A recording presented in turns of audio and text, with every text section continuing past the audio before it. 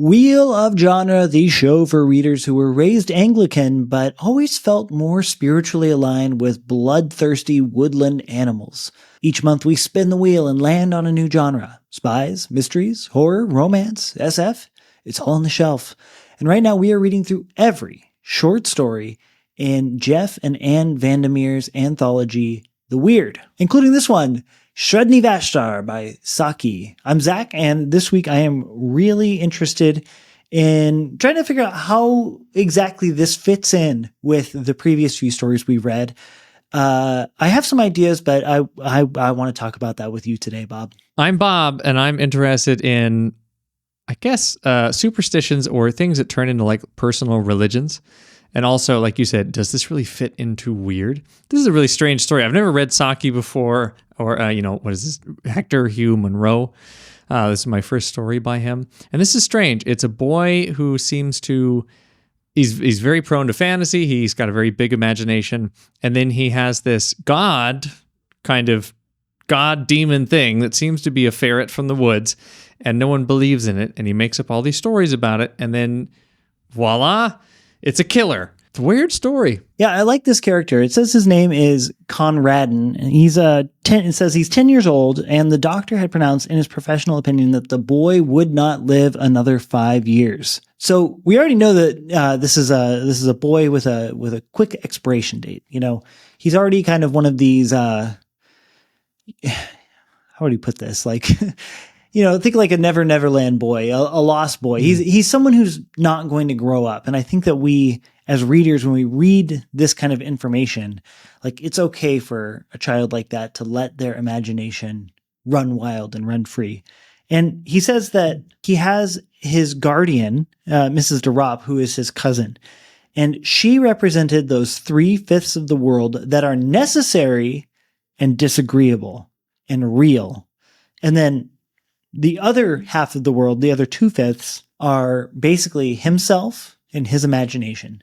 So already from the get-go, we have this conflict set up, this conflict established, where it's this boy against the world. And you got to root for him. You got to root for a lost cause, you know? He's a true Jungian introvert. What do you think about these festivals? And I think it's interesting that the narrator, the boy is totally devoted to his own imaginations and everything else, who cares? There's an interesting thing too, because the narrator seems to not believe that and doubts it until the very end when the boy is proven right. It is interesting to have that kind of lens of, yes, this boy is just imagining these things, and then suddenly everything that we have been told that was true is then proved wrong because the boy has been right all along. Just for example, it says that on one occasion, so he's doing all of these festivals, he's basically worshiping this Sredni Vashtar character that he seems to have made up. But Mrs. DeRop gets this really bad toothache, and Conradin did this festival for 3 days, and it says, quote, almost succeeded in persuading himself that Sredni Vashtar was personally responsible for the toothache. So it's interesting here to have a narrator shift. I wonder if that's part of the weird element of a narrator that we cannot really trust. Not an unreliable narrator exactly, but a narrator for whom reality has shifted because of a supernatural event occurring for the character. Well, I mean, gosh, that's like the ambiguity of this that I feel like really works in a fun way, because there is totally a way to read this as just everything that happens in the story takes place in this boy's imagination. He just has a pet ferret. The lady finds the key, and she goes in and sticks her head in the ferret cage saying, hey, what's in here? And the ferret bites her right in the neck or something like that, and then walks away. I feel like that's, the easiest way to read this, but there's also this what if aspect of what if him standing by the window and chanting, Sredni Vashtar went forth, his thoughts were red thoughts and his teeth were white. His enemies called for peace, but he brought them death. Sredni Vashtar the beautiful. He's chanting, hoping against hope that his godlike ferret, Sredni Vashtar the Beautiful, will take care of his evil, wicked cousin. Do you think maybe that's why it's in this weird anthology? It's like mini cosmic horror. We've seen weird chants. We've seen poems in the first story in the Weird collection. We've seen it in VanderMeer's own work, and now it's here again. And while it is a ferret and it is a kid who's very imaginative, I wonder if that is the weird element. This kid has summoned this thing, even though it's just a ferret. Maybe it's not just a ferret, it just appears that way. You know, the willows appeared to just be regular willows, but they were interdimensional beings. Maybe Sredni Vashtar really is an interdimensional being if we're going to go towards the irrational side on the teeter-totter. Or maybe it is, like you said, it's just she got attacked by a ferret, and that's the rational explanation. This seems to be kind of a tension that plays out in almost all the stories that we've read so far. Maybe not the first one, maybe not Alfred Kubin, but in, F. Marion Crawford's The Screaming Skull, as well as the previous one, Algernon Blackwood's The Willows, you always have this character who seems to be, well, either they are explicitly doubting the reality of what is unfolding, or in this case, as the readers, we are placed in the position of being that character where we can look at it and say, well, maybe it is as this character presents it to us, but we're in the role this time of saying, well, it could have been this, it could have been that, Maybe it was just a toothache. Maybe it was just a toothache.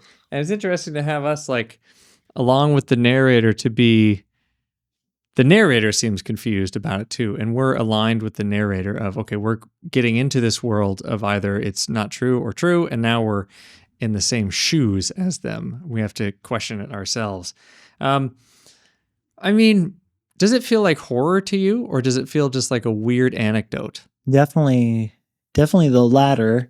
Yeah, and it's not even that weird, but it's like it's violent for sure, and it has an element of, like you said, like a touch of the cosmos, a touch of the cosmic horror. This element where you say, well, wait a minute, like could some dark entity be involved here in this ferret? But it's not that weird. It's not that horror. It's just a tale of a little boy, like a classic tale set in childhood, punctuated with real, actual violence that seems to maybe pierce the imaginative bubble that he exists in. I think it does belong in this anthology. I'm not questioning that.